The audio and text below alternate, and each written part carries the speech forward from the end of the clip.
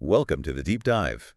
As AI guys, we're designed to help you understand complex topics.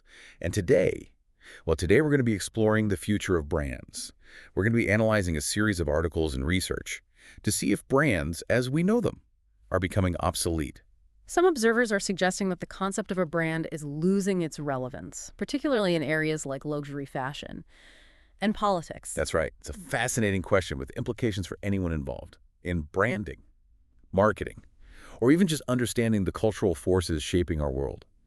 So we'll examine some specific examples to help you understand the challenges and potential solutions for brands in this evolving landscape. Let's start with the world of luxury fashion. There's a sense that brands like Louis Vuitton and Chanel, once synonymous with exclusivity, are now becoming too commonplace. One article we reviewed even states, open Instagram and everyone has a Louis Vuitton Speedy or a Chanel Boy bag. This observation points to a potential dilution of brand value. When luxury becomes too accessible, it raises questions about the strategies these companies have employed, such as mass-market collaborations and influencer marketing. There are also concerns about declining craftsmanship. One example that highlights this issue is the case of Marc Jacobs' Kiki boots, which face criticism for their perceived lack of quality. This instance is important because it suggests a growing awareness among consumers. They're looking beyond marketing hype and scrutinizing the actual value and quality of products. Luxury brands in particular need to be mindful of this shift in consumer perception. In contrast, Hermès seems to be navigating this changing landscape more successfully. They've maintained a focus on artisanal craftsmanship and scarcity, which seems to be resonating with consumers who are looking for genuine value and exclusivity. Hermès' approach highlights a crucial aspect of brand strategy: cultural intelligence. They understand the evolving desires and values of their target audience and have adapted their approach to align with those shifts. This ability to understand and respond to cultural dynamics is becoming increasingly important for all brands, not just those in the luxury sector. That brings us to a seemingly unrelated domain: politics. Surprisingly, the question brand relevance is also being debated in this arena. One article we analyzed bluntly states, "The Democratic brand is in the toilet," suggesting that the party is struggling to connect with voters. This assessment reflects a broader challenge faced by political entities: the need to resonate with voters' lived experiences and offer solutions that address their tangible concerns. In a world where people are bombarded with information, political brands need to cut through the noise with authentic messaging and demonstrate a genuine understanding of the issues that matter most to their constituents. The success of figures like Andy Beshear, who have been praised for his relatable approach and focus on uniting people, provides a contrasting example to the Democratic Party's struggles. Beshear's strategy centers around creating the biggest possible we, fostering a sense of unity and shared purpose. He focuses on issues like economic inequality and public safety, using clear language and relatable narratives to connect with voters on an emotional level. His success suggests that authenticity and a focus on shared values can be powerful tools for political branding, especially in a polarized climate. Beshear's example demonstrates the broader point that brands, whether they're selling luxury goods or political platforms, are fundamentally vying for the same thing: cultural relevance. They need to understand the values, anxieties, and aspirations of their target audience and craft their messaging accordingly. This idea of cultural intelligence seems to be a recurring theme. How can brands develop this ability to understand and respond to cultural shifts? One approach is to embrace tools like culture mapping and strategic foresight. Culture mapping helps brands decode cultural trends and understand the underlying values and motivations that drive consumer behavior. It's about analyzing language, symbols, rituals, and other cultural artifacts to gain deeper insights into how people think and make decisions. So culture mapping helps brands become better story listeners, as one of our sources put it.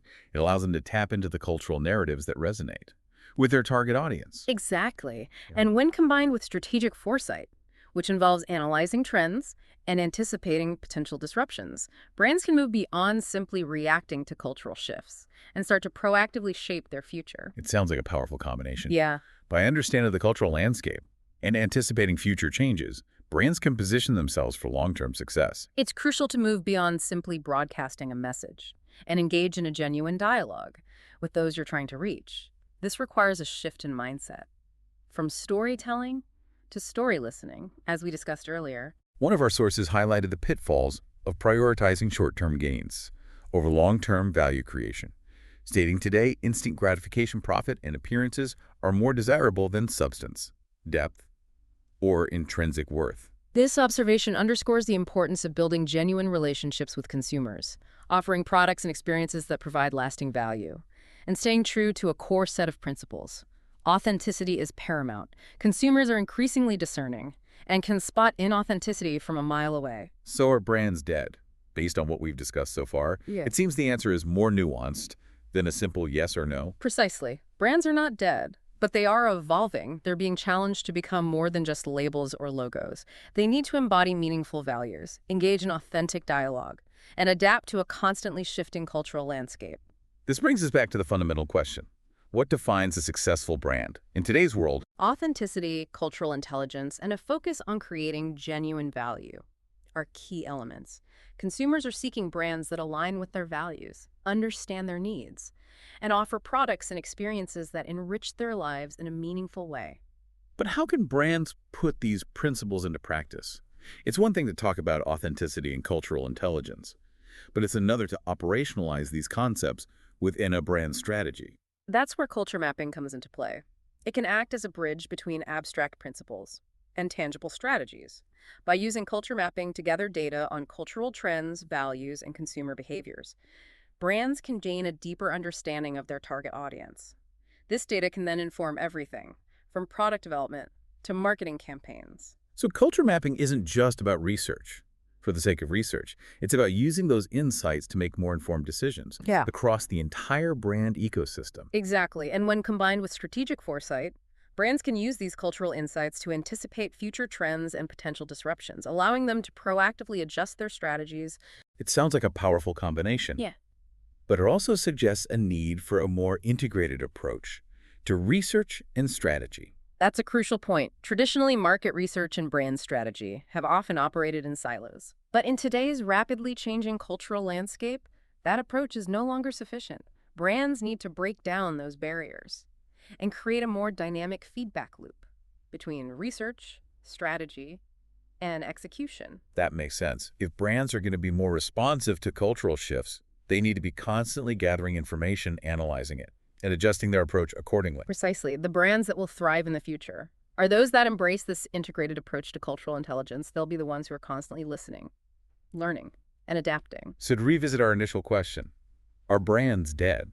It seems safe to say that brands aren't dead, but the old way of doing things, certainly fading. We're witnessing a critical transition. Brands that cling to outdated models of mass marketing and superficial messaging will likely struggle to survive. Those that embrace authenticity, cultural intelligence, and a commitment to creating genuine value will be the ones that define the future of branding. This has been a fascinating deep dive into the world of brands and their evolving role in our culture. We've explored the challenges they face, the opportunities that lie ahead, and the strategies they can employ to navigate this changing landscape. For you, the listener, the key takeaway is this. As you interact with brands in your daily life, pay attention to the ones that resonate with you. Ask yourself why they stand out. What values do they represent? What stories are they telling? By engaging with brands in a more conscious and critical way, you become an active participant in shaping the future of branding.